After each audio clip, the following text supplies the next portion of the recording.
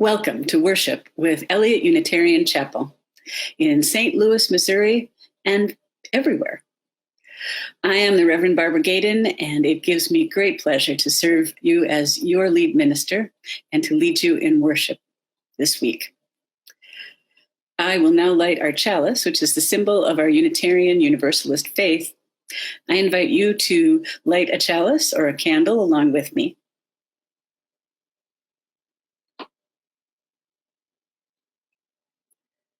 Why a flaming chalice? The question comes. It's the cup of life, we answer. A cup of blessings overflowing. A cup of water to quench our spirit's thirst.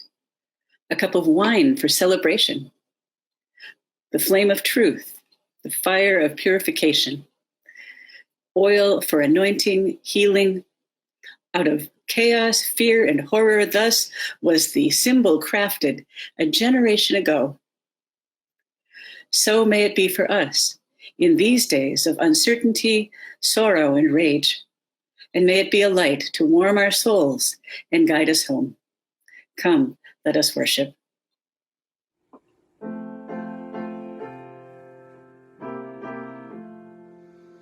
My life flows on in endless song above earth's lamentation.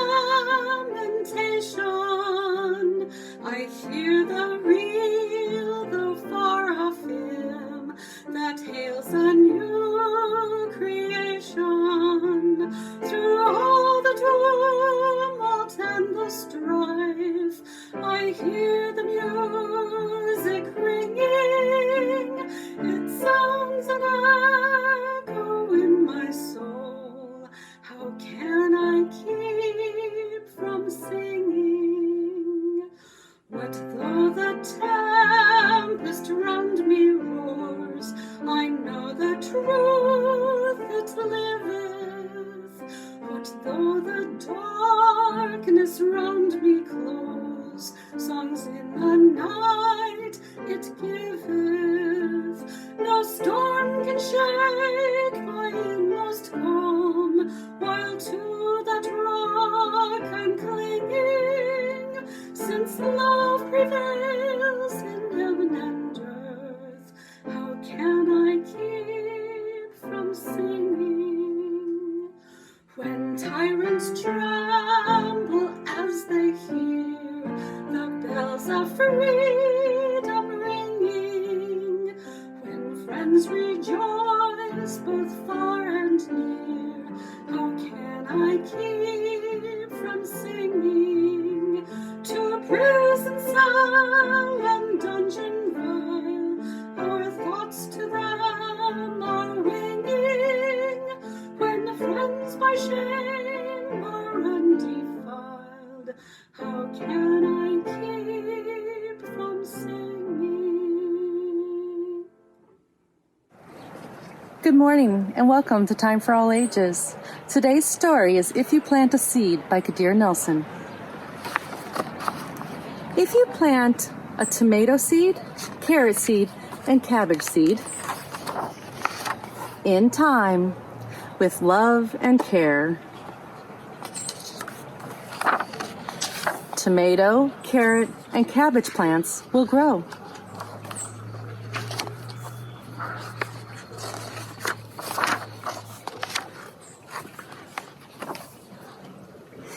If you plant a seed in selfishness, in no time at all, it will grow and grow and grow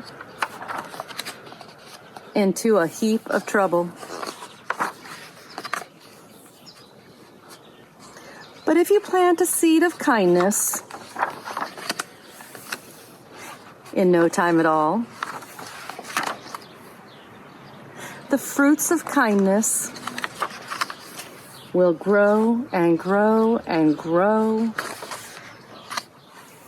What a lovely garden. And very, very sweet. Thank you for joining us today for Time for All Ages. This has been Miss Christie. Have a very nice week, and may we all plant seeds of kindness everywhere we go and often. Thank you.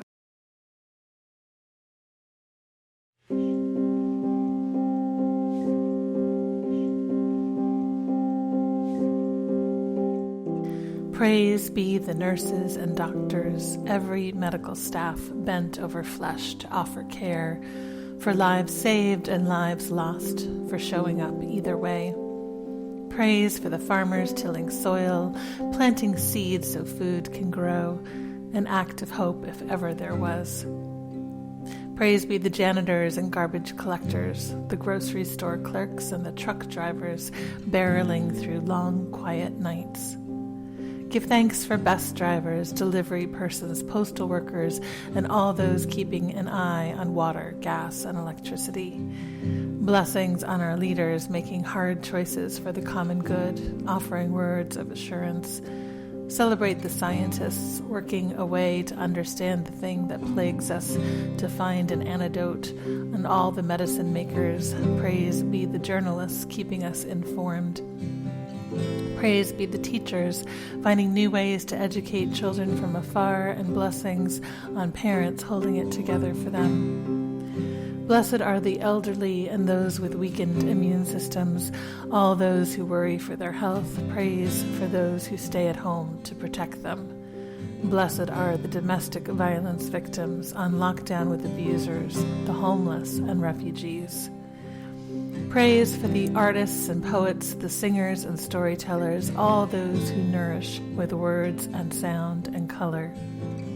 Blessed are the ministers and therapists of every kind, bringing words of comfort. Blessed are the ones whose jobs are lost, who have no savings, who feel fear of the unknown gnawing. Blessed are those in grief, especially who mourn alone. Blessed are those who have passed into the great night. Praise for police and firefighters, paramedics, and all who work to keep us safe. Praise for all the workers and caregivers of every kind. Praise for the sound of notifications, messages from friends reaching across the distance. Give thanks for laughter and kindness. Praise be our four-footed companions with no forethought or anxiety, responding only in love. Praise for the seas and rivers, forests and stones who teach us to endure. Give thanks for your ancestors, for the wars and plagues they endured and survived. Their resilience is in your bones, your blood. Blessed is the water that flows over our hands and the soap that helps keep them clean each time a baptism. Praise every moment of stillness and silence so new voices can be heard. Praise the chants and slowness. Praise be the birds who continue to sing the sky awake each day. Praise for the primrose poking yellow petals from dark earth. Blessed is the air clearing overhead so one day we can breathe deeply again. And when this has passed, may we say that love spread more quickly than any virus ever could. May we say this was not just an ending, but also a place to begin.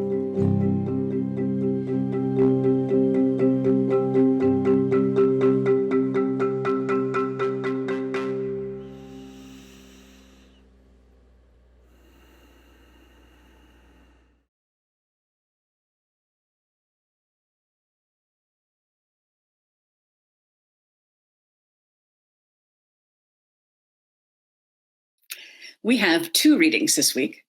The first is a passage from the Hebrew Bible, the book of Jeremiah. In this passage, the Israelites have just been forced to leave Jerusalem, to leave life as they've known it, and they are wondering what to do now. When will this end? Jeremiah writes them a letter with instructions from their God.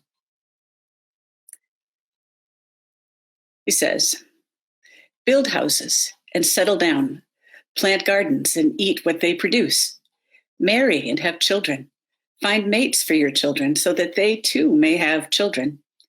Increase in number there, do not decrease.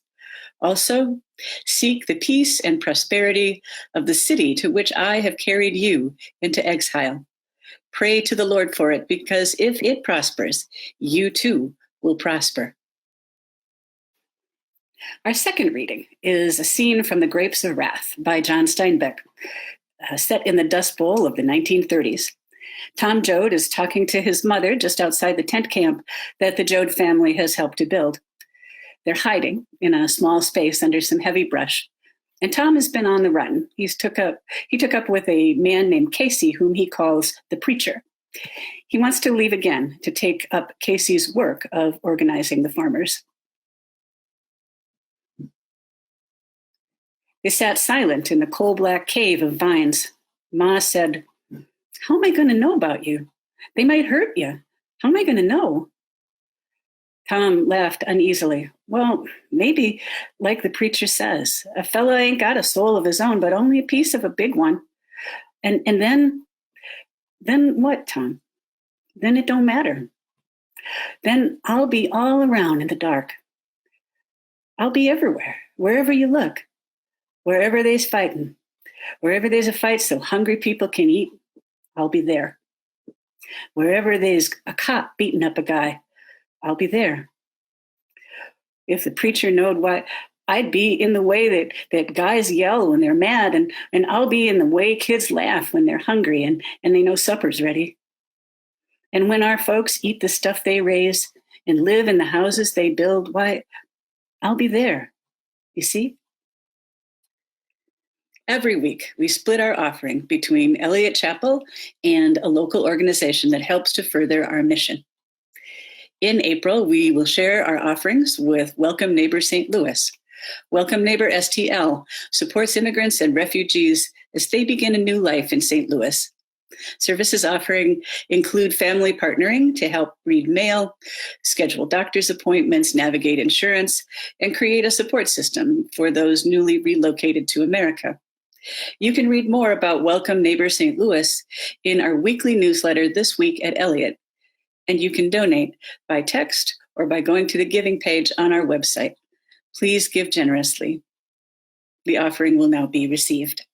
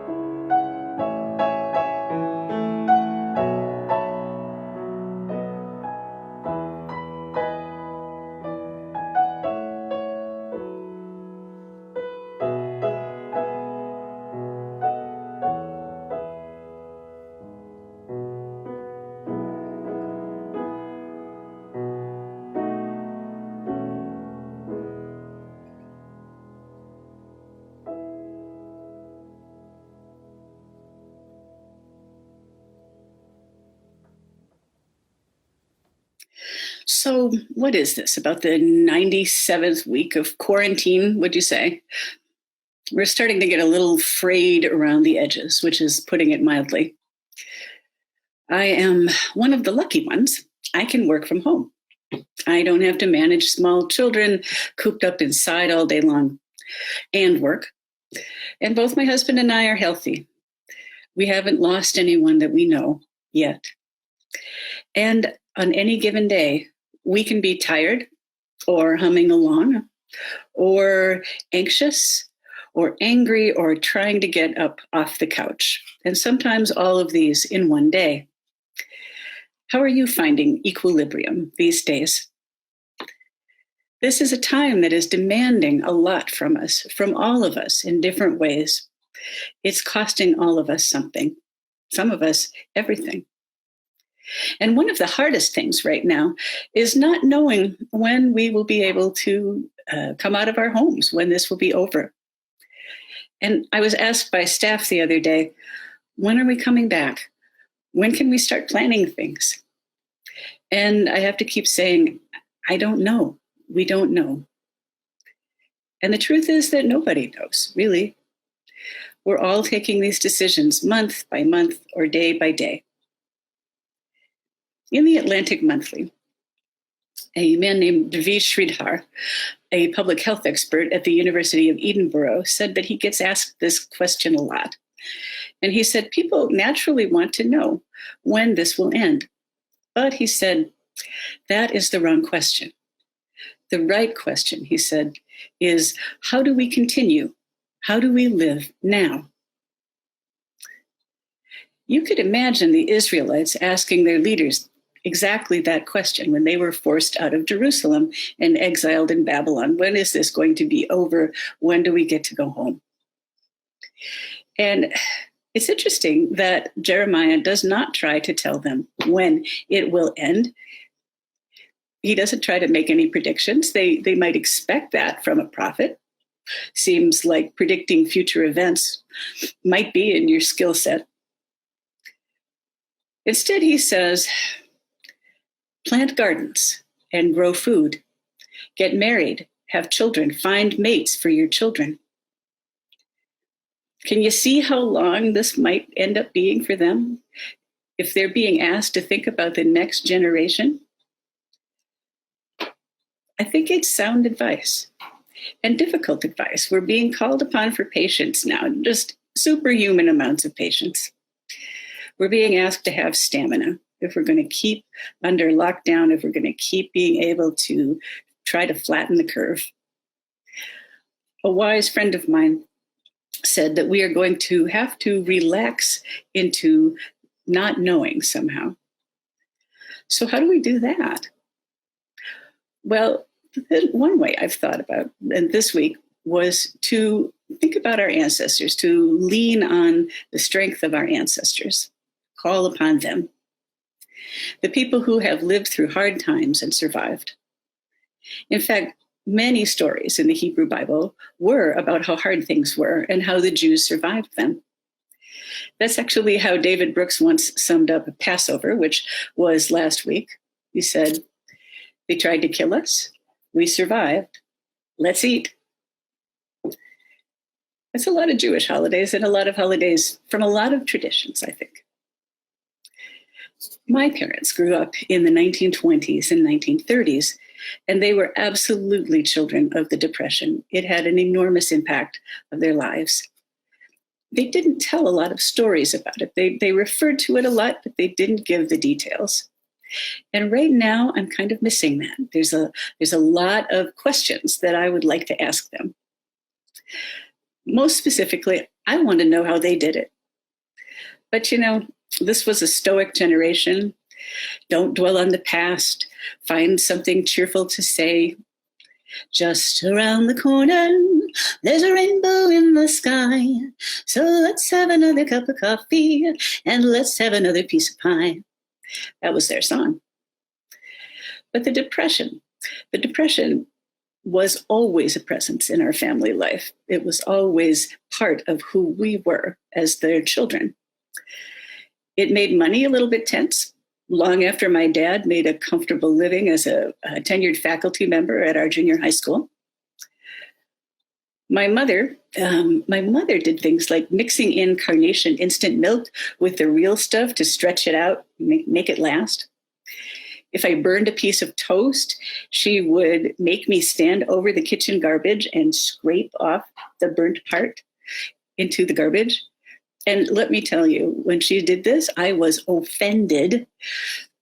This was the 1960s. There was a whole loaf in the fridge. There was more at the store when we ran out. But it was my very protected generation's job to be offended by this and just sort of baffled by it in general. Why in the world? Well, now, after a month of flour and bread shortages, after a time when you calculate when and how you are going to go to the grocery store, I get it. I'd love to tell my mom that. I get it, Mom. Both my father and my mother were among the lucky ones. Both of their fathers kept their jobs throughout the whole 1930s. They did things, though. My dad helped bring in money by helping his grandmother clean ladies' fur coats with gasoline in their basement. You know, I thought, oh, come on, Dad, really? Did you really do that? So I looked it up, and I looked it up online, and cleaning fur with gasoline was, in the early 20th century, that was a thing. So that's what they did. Maybe they would say that they were fine, that their family did okay, but it was always there for them. It was such a big part of who they were. I've been thinking about the Great Depression a lot lately, but I have hesitated to talk about it here in our pulpit. It raises a kind of terrifying specter. We have measured any financial crisis, any type of disaster, any bad thing against it. It was a promise that the generation who lived through it seemed to make to us, that this will never happen to you. Nothing like this will happen to you. And they didn't want to talk about it. They wanted to put it as far behind them as they could to spare us, to spare the children, grandchildren, and great-grandchildren. And now we need it. We need to know about it. We need to know what they did. I would love to have those stories. And the stories, as I've been looking at them, they're not easy. They're not easy to hear. People losing their jobs, their homes, their farms, people sending children to live with relatives who could feed them. Think about how strong they were, though. Think about that strength that they had. And I believe that strength is in you and it is in me. It is not lost. We just have to conjure it. And also, I think we need to remember that in the worst times, they still made life happen.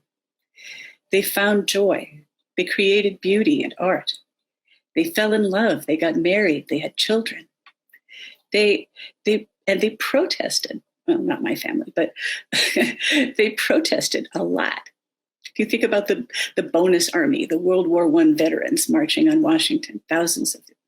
But there were all kinds of people that protested that you would never consider radical or in any way, socialist. I saw a picture of the pressers union demanding higher wages. And I saw a picture of all these neatly dressed women with protest signs. And I looked at it and I thought, well, of course, they look nice. They are the pressers union. And I also found this amazing photo. This is from the St. Louis History Museum. It is from 1931. It was taken in St. Louis. And these people are marching together to demand jobs and housing. Now, if you look closely at this picture, you will see that there are Black women marching side by side on equal footing with white men. Some of the white men are carrying signs that say, "Down with Jim Crow," and "Don't discriminate against Negro people." In 1931, in St. Louis, I have to tell you, This just lifted my heart. Now, all of those programs, all of the programs that were rolled out in the Roosevelt administration, the WPA, the CCC, I can now see that these were a direct result of ordinary people demanding jobs and justice and housing, mostly from his tone-deaf predecessor, Herbert Hoover. And I have to believe that these people are with us and they're cheering us on. The poet Christina Walters Paintner said, "Give thanks for your ancestors, for the wars and plagues that they endured and survived. Their resilience is in your bones and in your blood." It is. Something else that I would like to show you. I want you to see this. This is a Liberty dime. It's on a necklace. My mother left it to me when she died.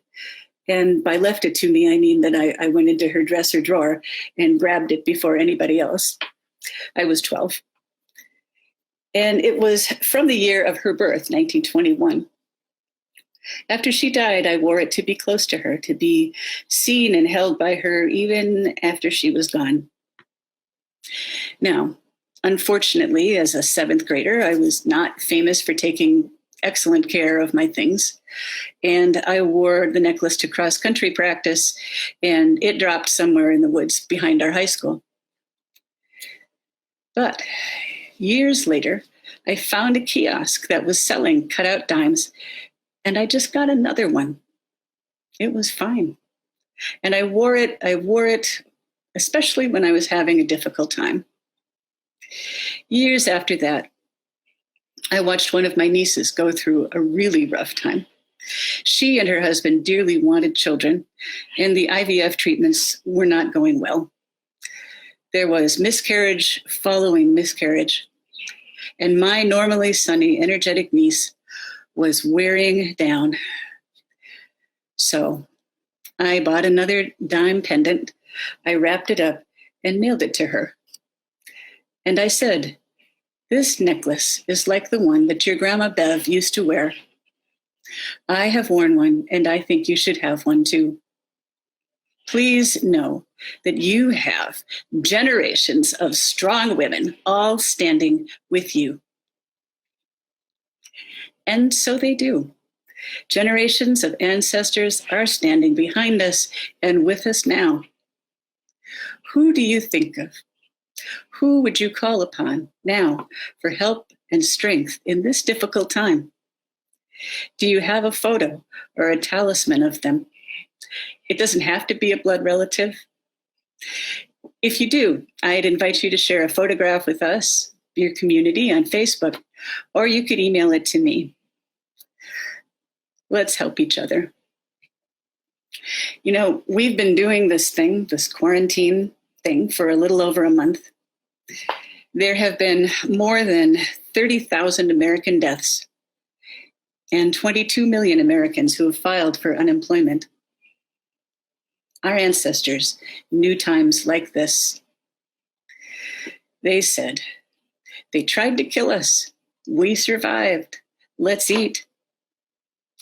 And they remind us, you are our hopes and dreams. You are the evidence that all that we went through was worthwhile. Keep going, they say. We believe in you. Jennifer Worth said, "Not everything is possible, but there is hope. When light shines in, hope is another chapter. Hope is what comes next. Hope is what comes next."